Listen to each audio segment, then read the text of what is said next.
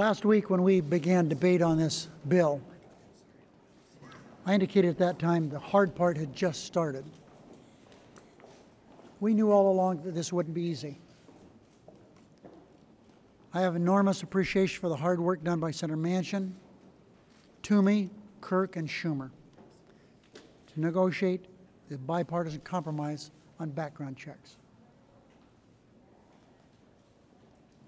I want everyone to understand this is just the beginning. This is not the end.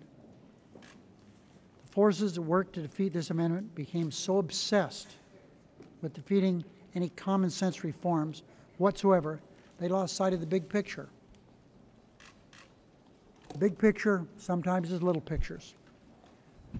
People like Jessica, who went to watch a movie and was gunned down in Aurora, Colorado. Families I met today from Newtown, beautiful little children who were murdered. This is just the beginning.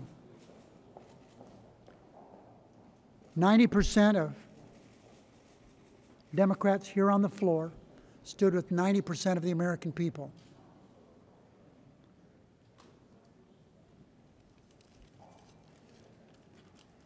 For expanding background checks. I appreciate very much the handful of Republicans who crossed the aisle to stand with us on this common sense issue, to keep felons and people with severe emotional problems from having guns. The simple fact is that the overwhelming Senate Republicans, and that is a gross understatement, are ignoring the voices of 90% of the American people. Not people from Dallas, Texas, New York City, LA, but everybody in America, from every state.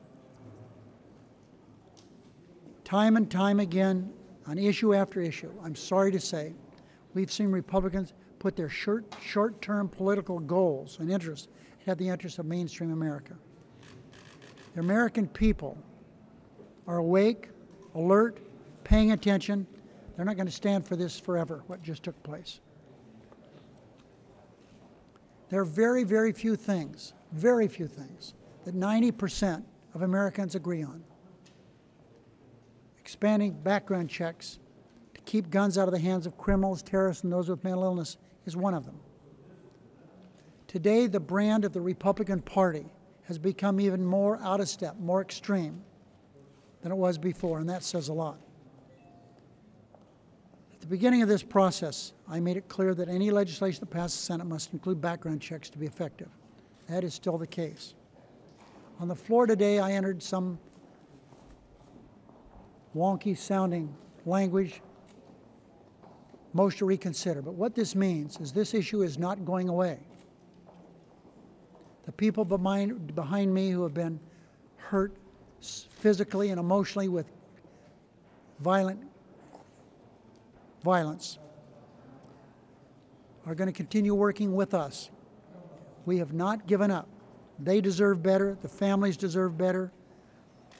So I pledge to keep them and everyone within the sound of my voice assured that I'm going to do everything that I can to fight for meaningful background check legislation. The fight has just begun. It's not going away.